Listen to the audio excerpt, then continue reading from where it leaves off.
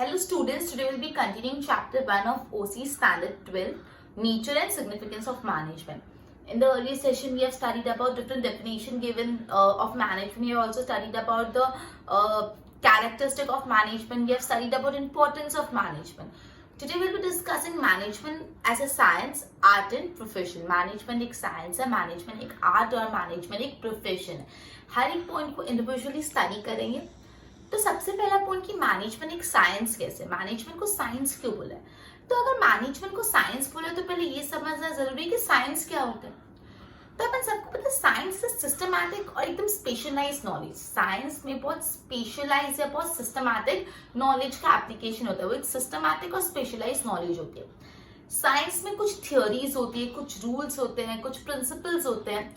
और साइंस हमेशा cause and effect relationship होता है. कॉज एंड इफेक्ट रिलेशनशिप मतलब ये इसका कॉज है, रीजन है, और उसका इफेक्ट क्या है. कोई भी एक्टिविटी का कॉज मतलब उसका रीजन, और वो एक्टिविटी का इफेक्ट उसका असर. कॉज मतलब उसका रीजन, इफेक्ट मतलब उसका असर. तो साइंस में हमेशा कॉज एंड इफेक्ट रिलेशनशिप होता है. इतना क्लियर हुआ साइंस क्या होता है. तो science is systematic and specialised knowledge. Science कैसी नॉलेज? एकदम सिस्टमैटिक और स्पेशलाइज्ड नॉलेज है. साइंस के खुद के प्रिंसिपल्स होते हैं, खुद के रूल्स होते हैं. साइंस में कॉज एंड इफेक्ट रिलेशनशिप भी होता है. ये सारी चीजें होती है. कॉज एंड इफेक्ट आपने ऑलरेडी पढ़ा कि क्या रीजन है, कॉज क्या है कोई भी चीज का, और उसका इफेक्ट क्या है. ठीक है. तो मैनेजमेंट में भी ये सारे कैरेक्टरिस्टिक होते हैं जो कैरेक्टरिस्टिक साइंस के होते हैं. जैसे मैनेज भी एक स्पेशलाइज्ड स्टडी है. मैनेजमेंट करना भी एक पर्टिकुलर अलग से स्टडी है. मैनेजमेंट की स्टडी अलग से होती है. तो मैनेजमेंट में एक स्पेशलाइज्ड और सिस्टमैटिक स्टडी है. मैनेजमेंट में यूनिवर्सल है. यूनिवर्सल मतलब हर जगह एप्लीकेबल होता है. जैसे साइंस हर जगह एप्लीकेबल होता है, वैसे मैनेजमेंट भी यूनिवर्सल है, हर जगह एप्लीकेबल होता है. साइंस में भी कॉज एंड इफेक्ट रिलेशनशिप है, राइट, कि ये कॉज और ये मैनेजमेंट में भी कॉज एंड इफेक्ट रिलेशनशिप है साइंस जैसे. और मैनेजमेंट के भी खुद के रूल्स और रेगुलेशन और मैनेजमेंट के खुद के प्रिंसिपल्स होते हैं. तो जो भी कैरेक्टरिस्टिक साइंस के वो सारे कैरेक्टरिस्टिक मैनेजमेंट के भी है, राइट. तो इस तरीके से हम बोल सकते हैं कि management is a science. Okay, वापस मैनेजमेंट को साइंस कैसे बोला है? तो बोला है कि साइंस मतलब इट इज अ स्पेशलाइज्ड और सिस्टमैटिक नॉलेज होता है. Science has its own principle, its own rules, cause and effect relationship. Science में ये सारी चीजें होती है. अब मैनेजमेंट में भी ये कैरेक्टरिस्टिक होते हैं. मैनेजमेंट में भी कॉज एंड इफेक्ट रिलेशनशिप है. मैनेजमेंट यूनिवर्सल है. मैनेजमेंट के भी खुद के प्रिंसिपल्स हैं. मैनेजमेंट भी यूनिवर्सल है. ये सारी चीजें मैनेजमेंट में भी होती है. ठीक है. तो इस तरीके से हम बोल सकते हैं कि मैनेजमेंट इज अ साइंस. एक बार बोर्ड पे ध्यान दो. पहला अपन पढ़ते management is a science. Science, अगर मैनेजमेंट को साइंस बोला तो पहले अपन मतलब पढ़ेंगे साइंस क्या होता है. साइंस एक सिस्टमैटिक, साइंस में systematic and specialised knowledge. Science knowledge तो है, लेकिन नॉलेज कैसी? एकदम सिस्टमैटिक नॉलेज और एकदम स्पेशल नॉलेज है, स्पेशलाइज्ड नॉलेज है. साइंस एक ऐसा सब्जेक्ट है, science is a subject where principles and rules are derived. Science में प्रिंसिपल्स और रूल्स निकाले जाते हैं, डिराइव किए जाते हैं. और क्या एस्टैब्लिश किया जाता है? Cause and effect relationship. Upon already discuss कर चुके हैं कॉज एंड इफेक्ट रिलेशनशिप. तो science is a subject, science एक ऐसा सब्जेक्ट है जहाँ पे प्रिंसिपल्स और रूल्स डिराइव किए जाते हैं और कॉज और इफेक्ट रिलेशनशिप एस्टैब्लिश किया जाता है. तो ये अपन ने 2 पॉइंट्स पढ़े कि साइंस क्या है. फिर अपन ने पढ़ा मैनेजमेंट जो हैज कैरेक्टरिस्टिक ऑफ साइंस. जो मैनेजमेंट है उसमें भी साइंस के कुछ कैरेक्टरिस्टिक है. जैसे मैनेजमेंट एक सिस्टमैटिक बॉडी ऑफ नॉलेज. जैसे साइंस एक सिस्टमैटिक बॉडी ऑफ नॉलेज है, वैसे ही मैनेजमेंट भी एक सिस्टमैटिक बॉडी ऑफ नॉलेज है. जैसे साइंस यूनिवर्सल है, वैसे मैनेजमेंट भी यूनिवर्सल है, हर जगह एप्लीकेबल है. जैसे साइंस में कॉज एंड इफेक्ट रिलेशनशिप होता है, वैसे मैनेजमेंट में भी कॉज एंड इफेक्ट रिलेशनशिप होता है. जैसे साइंस कलेक्शन ऑफ फैक्ट्स पे बेस्ड है, वैसे मैनेजमेंट भी कलेक्शन ऑफ फैक्ट पे बेस्ड है. जैसे साइंस के खुद के प्रिंसिपल्स होते हैं, वैसे मैनेजमेंट के भी खुद के प्रिंसिपल्स होते हैं. ठीक है. तो दस वी कैन से कि मैनेजमेंट इज अ साइंस. तो अगर तुमको पूछे explain management is a science, you need to write this entire slide. Okay, is it clear? Next, management is an art. Management science को हमने एक्सप्लेन करके conclude भी कर लिया. Other one is management is an art. अब art मतलब क्या होता है? ठीक है. आर्ट में क्या होता है? आप अपनी जो एक्सपर्टाइज और अपनी जो स्किल्स है उसको इम्प्लीमेंट कर रहे हो. मतलब सपोज आर्ट, अगर अपन बोले एक पेंटिंग है, पेंटिंग एक आर्ट होता है. पेंटिंग में क्या होता है? जो भी पेंटर की स्किल्स होती है और पेंटर का एक्सपर्टाइज होता है वो उसको इम्प्लीमेंट करता है. कोई स्कल्पचर बनाता है, स्कल्पचर भी क्या है? आर्ट. तो जो स्कल्पचर बनाते हैं वो अपनी पूरी एक्सपर्टाइज और अपनी स्किल्स को एम्प्लॉय कर रहा है। तो बेसिकली आर्ट में अपने जो एक्सपर्टाइज है, अपने जो स्किल्स है, उसको हम लोग इम्प्लीमेंट करते लगाते हैं, ठीक है। लेकिन ये स्किल्स को इम्प्लीमेंट करने के लिए सिर्फ प्रैक्टिकल नॉलेज नहीं, साथ में थियोरेटिकल नॉलेज भी चाहिए होता है। प्रैक्टिकल नॉलेज और थियोरेटिकल नॉलेज दोनों चाहिए होता है, okay. For practical application of management rules and principle, जैसे आर्ट में क्या होता है, आर्ट में स्किल्स चाहिए होती है, एक्सपर्टाइज चाहिए होता है, प्रैक्टिकल नॉलेज, थियोरेटिकल नॉलेज सब चाहिए होता है। मतलब अगर आप आर्ट कर रहे हो तो आप में स्किल्स होनी चाहिए, एक्सपर्टाइज होनी चाहिए, साथ ही साथ थियोरेटिकल नॉलेज भी होनी चाहिए, सब कुछ होना चाहिए। एग्जाम्पल एक जैसे अपन ने पढ़ा पेंटिंग एक आर्ट है, तो पेंटिंग करने के लिए अपन के पास एक्सपर्टाइज होनी चाहिए, स्किल्स होनी चाहिए, थियोरेटिकल नॉलेज भी होनी चाहिए ना कि कौन से कलर से कौन सा कलर बनेगा, और अलग अलग जो थियोरेटिकल कंसेप्ट होते हैं। तो उसी तरह मैनेजमेंट में भी क्या होता है, मैनेजमेंट में भी जो इंसान मैनेजमेंट कर रहा है वो अपना स्किल, वो अपना नॉलेज और वो ये सब यूज कर रहा है, ठीक है। एक बार बोर्ड पे ध्यान दो। मैनेजमेंट इज एन आर्ट का मतलब क्या होता है, it means employment of skills and expertise of an individual. Art मतलब क्या आता है, हर एक इंडिविजुअल अपनी स्किल्स और अपनी एक्सपर्टाइज को एम्प्लॉय कर रहा है। But to implement this skills, ये जो इसके पास स्किल है वो इम्प्लीमेंट करने के लिए one should also have theoretical knowledge, theoretical knowledge भी होना जरूरी है।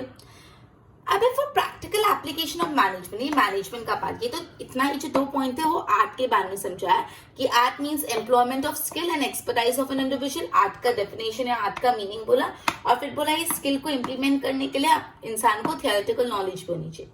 फिर बोला for practical application of management, अगर मैनेजमेंट को आपको मैनेजमेंट के रूल्स और प्रिंसिपल को प्रैक्टिकली अप्लाई करना है तो पर्सनल स्किल, इनसाइट, क्लेवरनेस, मतलब अगर आपको मैनेजमेंट के रूल्स को, मैनेजमेंट के प्रिंसिपल्स को अप्लाई करना है तो आप में अलग अलग स्किल्स, इनसाइट, क्लेवरनेस होनी चाहिए। सिर्फ और सिर्फ थियोरेटिकल नॉलेज से नहीं चलेगा, मतलब आपको मैनेजमेंट का पूरा थ्योरी पार्ट आता है कि मैनेजमेंट ऐसे करते हैं, ऐसे करते हैं, ऐसे करते हैं, मैनेजमेंट का ये रूल है, मैनेजमेंट के ये प्रिंसिपल है। लेकिन जब तक आप ये रूल्स और प्रिंसिपल को क्लेवरली, इनसाइटली, स्किल वाइज इंप्लीमेंट नहीं करोगे तो थियोरेटिकल नॉलेज का कोई काम नहीं। आई होप इतना क्लियर अपन ने पूरा पढ़ा। Management is a science and management is an art का थोड़ा पार्ट पढ़ा, आगे अपन और पढ़ते, पहले इतने नोट्स बना लो।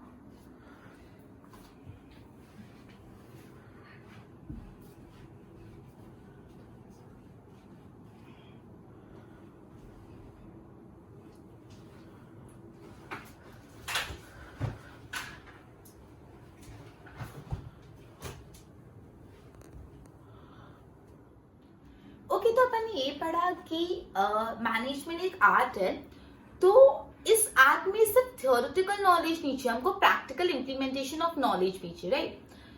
तो इन शॉर्ट ये बोले कि मैनेजमेंट एक आर्ट है जहाँ पे मैनेजमेंट प्रिंसिपल्स आपको पहले थियोरेटिकली समझते होंगे और फिर थियोरेटिकल समझ के practically with your cleverness, with your insight, with your skill आपको उसको इम्प्लीमेंट करने पड़ेंगे। मतलब management is an art, management एक आर्ट है जहाँ पे आपको मैनेजमेंट के प्रिंसिपल, मैनेजमेंट के रूल्स रेगुलेशन को थियोरेटिकली भी समझना पड़ेगा और प्रैक्टिकली भी विद योर स्किल्स और नॉलेज अच्छे से उसको एक आर्टिस्टिक वे में इम्प्लीमेंट करना पड़ेगा, राइट। अब इन शॉर्ट यहाँ पे लास्ट में कंक्लूड किया, ना तो मैनेजमेंट एक प्योर साइंस है, ना तो मैनेजमेंट एक प्योर आर्ट है, ये इन दोनों का एक स्वीट सा कॉम्बिनेशन है, समझे। ना तो मैनेजमेंट एक प्योर साइंस, मैनेजमेंट को वैसे नहीं, मैनेजमेंट तो साइंस ही है, नहीं, ना तो मैनेजमेंट तो आर्ट ही है, मैनेजमेंट प्योर आर्ट भी नहीं, मैनेजमेंट के उस दोनों का स्वीट कॉम्बिनेशन, थोड़े साइंस के फैक्टर्स है, थोड़े आर्ट के फैक्टर, दोनों का कॉम्बिनेशन है। मैनेजमेंट एक प्योर साइंस जैसे फिजिक्स होती है, फिजिक्स साइंस है, फिजिक्स जैसा प्योर साइंस भी नहीं, ना तो एक आर्ट है जैसे स्कल्पचर, ठीक है, ना तो वो स्कल्पचर जैसा आर्ट है और ना वो फिजिक्स जैसा साइंस है, वो दोनों का मिक्सचर, ठीक है। बोर्ड पे ध्यान दो। For implementation of knowledge technical art is necessary. अपन ने पढ़ा कि नॉलेज तो अगर अपने पास हो, लेकिन अगर आप उसको इम्प्लीमेंट नहीं कर पाओ तो भी नहीं चलेगा, तो नॉलेज को इम्प्लीमेंटेशन करने के लिए अपन को टेक्निकल आर्ट चाहिए। लास्ट में अपन ने कंक्लूड किया, management is neither pure science nor art but a sweet combination of both. ना तो मैनेजमेंट प्योर साइंस है, ना तो मैनेजमेंट प्योर आर्ट है, वो दोनों का एक स्वीट सा कॉम्बिनेशन है। मैनेजमेंट एक प्योर साइंस नहीं, लाइक फिजिक्स, मतलब मैनेजमेंट फिजिक्स जैसा प्योर साइंस भी नहीं है और प्योर आर्ट भी नहीं है जैसा स्कल्पचर, ना वो फिजिक्स जैसा प्योर साइंस है, ना वो प्योर आर्ट है स्कल्पचर जैसा। ओके, अपन ने पढ़ा management is a science, management is an art. अब मैनेजमेंट इज अ प्रोफेशन पढ़ने वाले, ओके। अब प्रोफेशन मतलब क्या होता है, सबसे पहले बात अपन को ये समझनी पड़ेगी कि प्रोफेशन मतलब होता क्या, ठीक है। तो प्रोफेशन में बेसिकली एक स्पेशलाइज्ड नॉलेज चाहिए होती है एक स्पेसिफिक फील्ड में। प्रोफेशनल्स कौन होते हैं? एक लॉयर हो गया, एक चार्टर्ड अकाउंटेंट हो गया, एक डॉक्टर हो गया, एक टीचर हो गया, ये सब प्रोफेशनल्स होते हैं। इनको प्रोफेशनल्स क्यों बोलते हैं? बिकॉज इनको अपने फील्ड के बारे में एक स्पेशलाइज नॉलेज है। एक लॉयर है, लॉयर को लॉ के बारे में एक स्पेशलाइज नॉलेज है। कॉमन मैन को इतना लॉ के बारे में नहीं पता होगा जितना लॉयर को पता होगा। लॉयर को लॉ के बारे में एवरी माइन्यूट डिटेल्स पता है, इसलिए उसको बोला जाता है वो प्रोफेशनल है।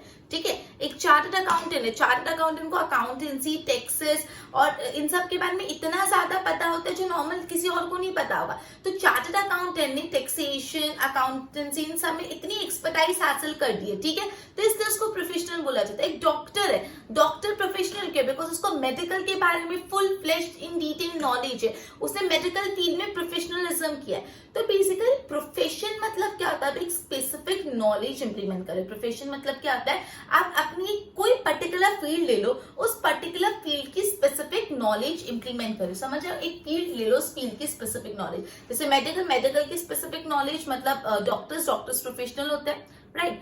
तो बेसिकली प्रोफेशन में एक स्पेसिफिक फील्ड, कोई भी फील्ड की एकदम डिटेल स्पेशलाइज नॉलेज चाहिए होती है। ओके, और फिर ये नॉलेज को आप लोगों के भलाई के लिए, वेलफेयर ऑफ द सोसाइटी के लिए यूज करो। एक डॉक्टर है, डॉक्टर को मेडिकल की स्पेशलाइज नॉलेज है, तो वो एक डॉक्टरी सोसाइटी के बेनिफिट के लिए यूज करता है, सोसाइटी को फायदा देता है उससे। ठीक है, एक चार्टर्ड अकाउंटेंट, उसको नॉलेज है अबाउट अकाउंटेंसी, टैक्सेशन मैटर्स, तो वो लोगों को service for the welfare of society use करता है।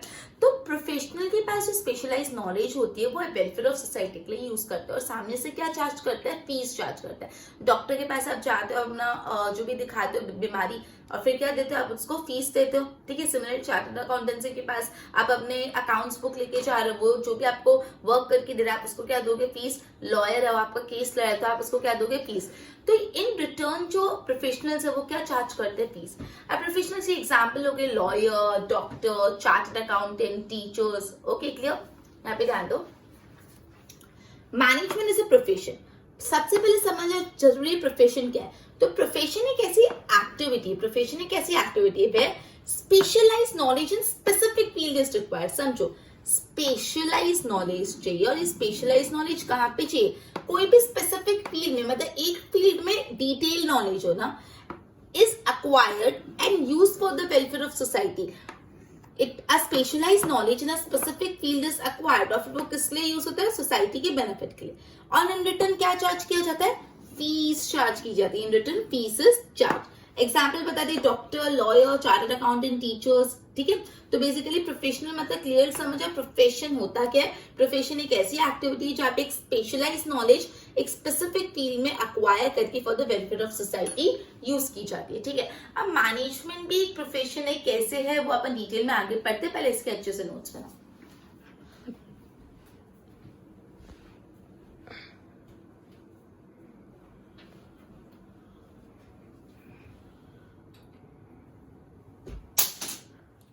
अब अपन पढ़ने वाले कैरेक्टरिस्टिक ऑफ प्रोफेशन। प्रोफेशन के कैरेक्टरिस्टिक्स अभी स्टडी करने। तो सबसे पहला कैरेक्टरिस्टिक ऑफ प्रोफेशन, ना ध्यान रखना, कैरेक्टरिस्टिक ऑफ मैनेजमेंट नहीं, कैरेक्टरिस्टिक ऑफ प्रोफेशन पढ़ रहे अपन। ठीक है, तो कैरेक्टरिस्टिक ऑफ प्रोफेशन में सबसे पहला है रिक्वायरमेंट ऑफ स्पेशलाइज्ड नॉलेज। अब मैनेजमेंट करने के लिए अपन को स्पेशलाइज्ड नॉलेज चाहिए। वही बेटा, जो भी प्रोफेशन होता है हर प्रोफेशन में एक स्पेशलाइज्ड नॉलेज चाहिए। अपने डेफिनेशन में ही पढ़ा, प्रोफेशन क्या होता है? It is an application of specialised knowledge in a particular field. तो प्रोफेशन का नेचर ये ऐसा है कि उसमें स्पेशलाइज नॉलेज चाहिए होती है, नॉर्मल नॉलेज नहीं चलेगी, स्पेशलाइज नॉलेज चाहिए होती है। जैसे एक डॉक्टर है, डॉक्टर को अगर डॉक्टर के लिए कौन कौन सी डिग्रीज चाहिए होती है? डॉक्टर एमबीबीएस, एमडी, एमएस, ये सारी डिग्री चाहिए होती है। एक लॉयर बनना है तो लॉयर के लिए कौन सी डिग्री चाहिए होती है? एलएलबी डिग्री चाहिए होती है। ठीक है, तो उसी तरह मैनेजमेंट एक्सपर्ट बनने के लिए, मैनेजमेंट एक्सपर्ट बनने के लिए आपको एमबीए या तो बीबीए होना चाहिए। एमबीए या तो बीबीए, एमबीए मतलब मास्टर्स इन बिजनेस एडमिनिस्ट्रेशन, और बीबीए मतलब bachelor in business administration. Clear? तो जो सबसे पहला पॉइंट है रिक्वायरमेंट ऑफ स्पेशलाइज्ड नॉलेज, तो बोला है प्रोफेशन का नेचर ही ऐसा है कि उसमें प्रोफेशन के लिए आपको स्पेशलाइज्ड नॉलेज चाहिए ही होती है। ठीक है, आप बोले जैसे एक लॉयर को एलएलबी होना पड़ता है, एलएलबी की डिग्री हासिल करनी पड़ती है। एक डॉक्टर आपको बनना है तो you need to be MBBS, MD और एमएस। सिमिलरली अगर आपको मैनेजमेंट के फील्ड में मैनेजमेंट को एज एन प्रोफेशन परस्यू करना है तो आपको एमबीए या तो बीबीए करना पड़ेगा। बीबीए मतलब बैचलर ऑफ बिजनेस एडमिनिस्ट्रेशन और एमबीए मतलब masters of business administration. Clear? एक बार बोर्ड पे ध्यान दो। कैरेक्टरिस्टिक ऑफ प्रोफेशन, सबसे पहले requirement of specialised knowledge. As per the nature of profession, profession का ऐसा नेचर है कि specialised knowledge is required in it. इसमें कैसी नॉलेज चाहिए होती है? स्पेशलाइज्ड नॉलेज चाहिए होती है। एग्जाम्पल बोला है, एलएलबी की डिग्री चाहिए होती है। अगर आपको लॉयर बनना है तो मतलब लॉयर बनने के लिए एलएलबी की डिग्री, एमबीबीएस एमडी या तो एमएस की डिग्री चाहिए होती है। If you want to be a doctor, MBA और बीबीए की डिग्री चाहिए होती है if you want to be a management expert. अगर आपको मैनेजमेंट को एज एन प्रोफेशन परस्यू करना है तो या तो आपको बीबीए एमबीए की डिग्री चाहिए होगी। बीबीए मतलब bachelor of business administration, MBA मतलब masters of business administration. Okay, second characteristic है प्रोफेशन का, increase in knowledge and research. Management में कंटिन्यूअसली क्या किया जाता है? ट्रेनिंग दी जाती है, रिसर्च करा जाता है। और एक कांस्टेंट ट्रेनिंग और कांस्टेंट रिसर्च से क्या फायदा होता है? कांस्टेंट ट्रेनिंग और कांस्टेंट रिसर्च से फायदा होता है कि नॉलेज और रिसर्च बढ़ती जाती है, नॉलेज और एक्सपीरियंस बढ़ता जाता है। क्लियर? तो increase in knowledge and research ऐसा बोलता है लाइक अदर प्रोफेशन, जैसे दूसरे प्रोफेशन में होता है वैसे ही मैनेजमेंट में भी एक्सपीरियंस के कारण, ट्रेनिंग के कारण नॉलेज और रिसर्च इंक्रीज हो जाती है। क्लियर? बोथ पे ध्यान दो। सेकेंड है increase in knowledge and research like other profession, जैसे दूसरे प्रोफेशन में होता है management to due to the experience and training. Management में एक्सपीरियंस जो होता है, मैनेजमेंट में ट्रेनिंग दी जाती है। इन दोनों वजह से क्या होता है? There is an increase in experience और ट्रेनिंग के कारण किस चीज में इंक्रीज होता है? नॉलेज और रिसर्च में। एक्सपीरियंस और ट्रेनिंग के कारण नॉलेज और रिसर्च में इंक्रीमेंट होता है। और एक पॉइंट है increase in knowledge and research. Third point है professional association. Now this one is important. जो भी प्रोफेशनल्स होते हैं वो खुद के एक प्रोफेशनल एसोसिएशन फॉर्म करते हैं। प्रोफेशनल एसोसिएशन मतलब क्या? जैसे एक चार्टर्ड अकाउंटेंट्स है तो चार्टर्ड अकाउंटेंट्स का खुद का एक प्रोफेशनल एसोसिएशन होगा। मतलब जितने भी चार्टर्ड अकाउंटेंट है उनका एक एसोसिएशन होगा, उसमें जितने भी सीए है वो क्या होंगे? उसके मेंबर्स होंगे। ठीक है, उस एसोसिएशन के। लॉयर्स है तो जितने भी लॉयर्स है, लॉयर्स का खुद का एक एसोसिएशन होता है, जितने भी लॉयर्स होते हैं उसके मेंबर्स होते हैं। ठीक है, डॉक्टर्स है तो डॉक्टर्स जितने भी सबका एक एसोसिएशन होता है और सारे डॉक्टर्स उस एसोसिएशन के मेंबर होते हैं। क्लियर हो? तो उसी तरह मैनेजमेंट भी खुद का एक एसोसिएशन फॉर्म करता है, उसी तरह मैनेजमेंट भी खुद का एक एसोसिएशन फॉर्म करता है। और ये एसोसिएशन क्या करता है? ये जो एसोसिएशन होता है ट्रेनिंग देता है, एजुकेशन देता है, ये सब चीजें करता है। क्लियर? वापस प्रोफेशनल एसोसिएशन यहाँ पे क्या बोलना चाहता है? प्रोफेशनल एसोसिएशन बोले जितनी भी प्रोफेशनल्स होते हैं उनका खुद का एक ग्रुप, खुद का एक एसोसिएशन होता है। जितने भी चार्टर्ड अकाउंटेंट्स हैं उनका एक प्रोफेशनल एसोसिएशन होता है। ठीक है, सारे चार्टर्ड अकाउंटेंट उस ग्रुप में, उस प्रोफेशनल एसोसिएशन में। सारे लॉयर्स का एक अलग सा प्रोफेशनल एसोसिएशन का, डॉक्टर्स का अलग से प्रोफेशनल एसोसिएशन होता है। उसी तरह मैनेजमेंट का भी एक अलग से प्रोफेशनल एसोसिएशन होता है। और ये जो प्रोफेशनल एसोसिएशन है मैनेजमेंट का, वो क्या काम करता है? वो मैनेजमेंट के रिलेटेड नॉलेज बांटता है, मैनेजमेंट के रिलेटेड ट्रेनिंग देता है। ध्यान दो, professional association, all professional form their association. जितने भी प्रोफेशनल है वो क्या बनाते हैं? खुद का एसोसिएशन बना देते हैं, खुद का ग्रुप, खुद का एसोसिएशन बनाते हैं। लाइक मैनेजमेंट लाइक दैट, उसी तरह मैनेजमेंट भी खुद का एसोसिएशन फॉर्म करता है। मैनेजमेंट भी खुद का एक एसोसिएशन फॉर्म करता है। और ये एसोसिएशन का काम क्या होता है? ये association gives education and training of management. ये जो एसोसिएशन है वो देता है education and training of management, management related education and training देता है। ओके, तो अपन ने प्रोफेशनल एसोसिएशन के बारे में थोड़े बहुत पॉइंट्स पढ़े। आगे अपन और इसके पॉइंट्स पढ़ते, एक बार इतना अच्छे से देख के नोट्स बनाओ। अपन ने पहले करा कैरेक्टरिस्टिक ऑफ प्रोफेशन में सबसे पहले पढ़ा requirement of specialised knowledge. Professionals में स्पेशलाइज्ड नॉलेज चाहिए होती है, अलग अलग डिग्रीज के बारे में पढ़ा। फिर increase in knowledge and research, बोला कि एक्सपीरियंस और ट्रेनिंग के कारण नॉलेज एंड रिसर्च बढ़ जाती है। फिर मैनेजमेंट में फिर अपन ने पढ़ा प्रोफेशनल एसोसिएशन, जिसको अपन आगे भी कंटिन्यू करेंगे। पहले इसके नोट्स बना लो।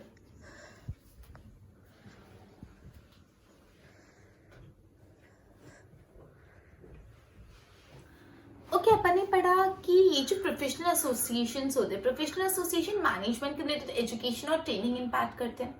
अब इंडिया में एक इंस्टीट्यूट जो है IIM, Indian institute of management. ये जो इंडियन इंस्टीट्यूट ऑफ मैनेजमेंट का काम क्या है? मैनेजमेंट रिलेटेड नॉलेज प्रोवाइड करना। Indian institute of management management related education provide करता है इंडिया में। इंडिया में एक इंस्टीट्यूट है IIM, Indian institute of management. ये IIM जो इंस्टीट्यूट है इसका काम क्या होता है? ये मैनेजमेंट रिलेटेड एजुकेशन इंडिया में प्रोवाइड करता है। अभी IIM नेशनल और इंटरनेशनल दोनों लेवल पे फेमस है, मतलब इंडिया लेवल पे भी फेमस है, वर्ल्ड लेवल पे भी फेमस है, नेशनल इंटरनेशनल लेवल दोनों लेवल पे फेमस है। ओके, तो अपना प्रोफेशनल एसोसिएशन वाला पॉइंट कंप्लीट हुआ। प्रोफेशनल एसोसिएशन के बाद जो नेक्स्ट पॉइंट है, इम्प्लीमेंटेशन ऑफ COC। COC मतलब कोड ऑफ कंडक्ट। अब सिंपल लैंग्वेज में समझे तो कोड ऑफ कंडक्ट मतलब रूल्स।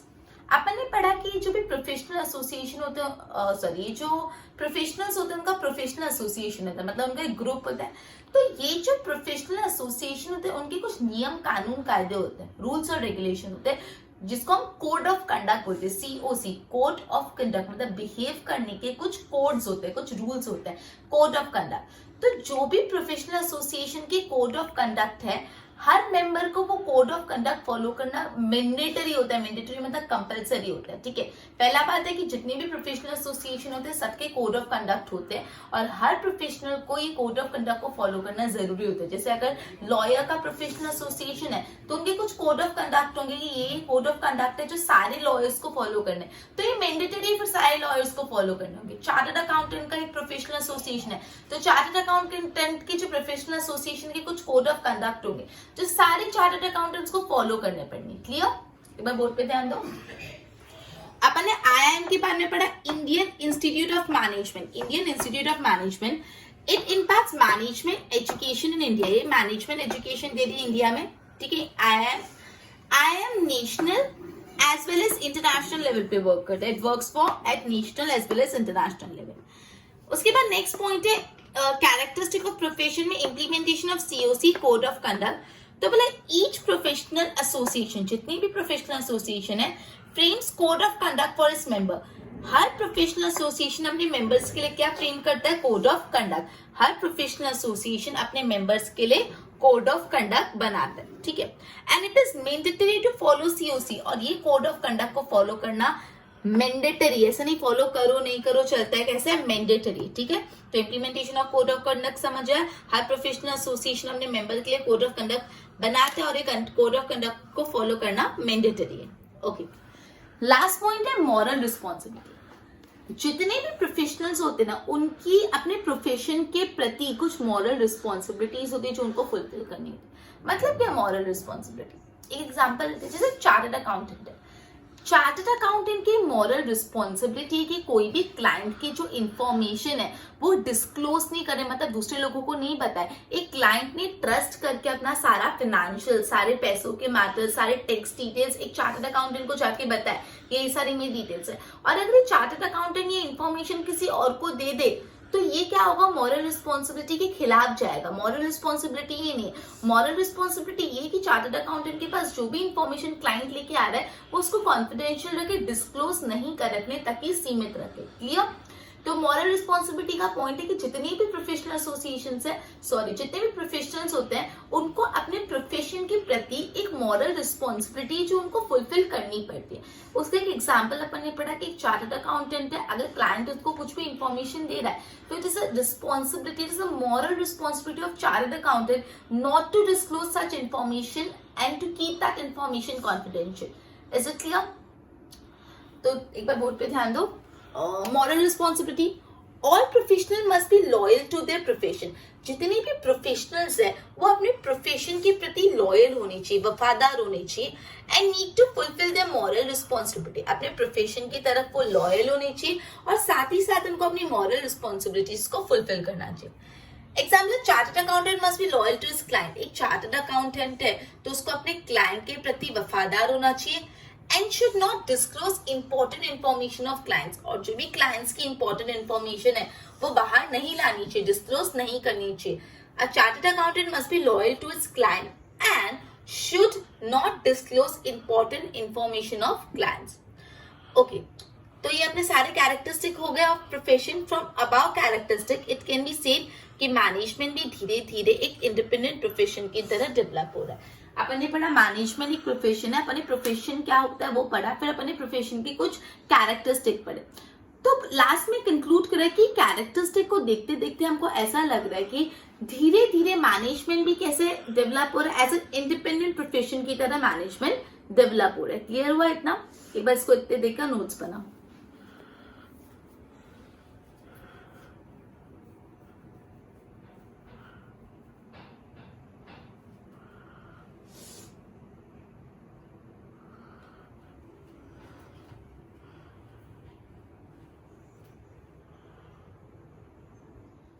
जितना भी पढ़ा उसको एक बार सम अप कर लेते हैं। अपन ने आज पढ़ा management as a science, management as an art and management as an profession, and then we have also studied about the characteristic of profession.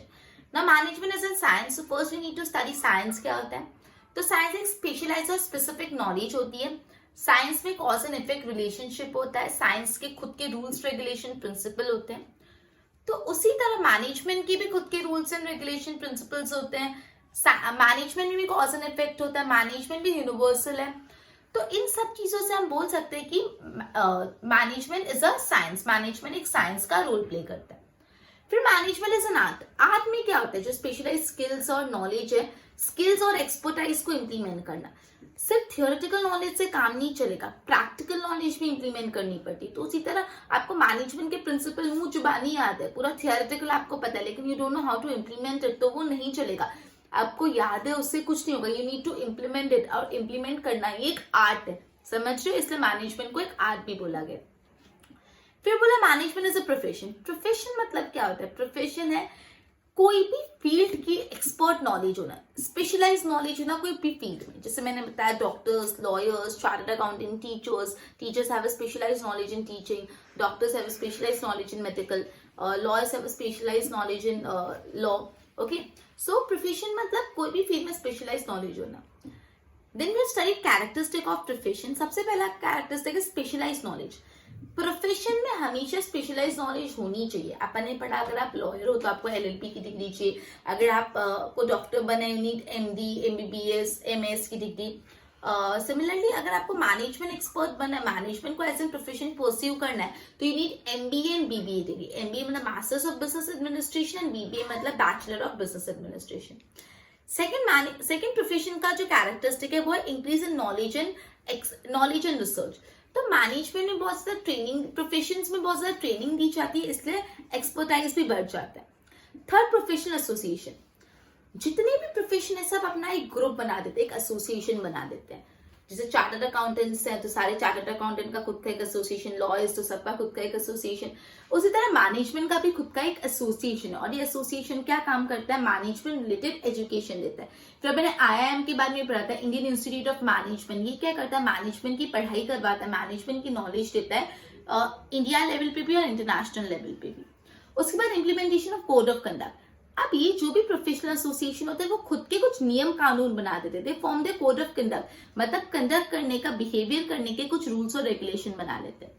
ये कोड ऑफ कंडक्ट सबको फॉलो करना कंपलसरी होता है, ऐसे नहीं कोई फॉलो करे कोई नहीं फॉलो करे, कोड ऑफ कंडक्ट सबको फॉलो करना कंपलसरी होता है, सारे मेंबर्स को फॉलो करना कंपलसरी होता है। एंड लास्ट में मॉरल रिस्पॉन्सिबिलिटी। बोला हर प्रोफेशन को अपने प्रोफेशन के लिए लॉयल रहना चाहिए, ठीक है, और उनको अपनी मॉरल रिस्पॉन्सिबिलिटी को प्रॉपरली फुलफिल करना चाहिए।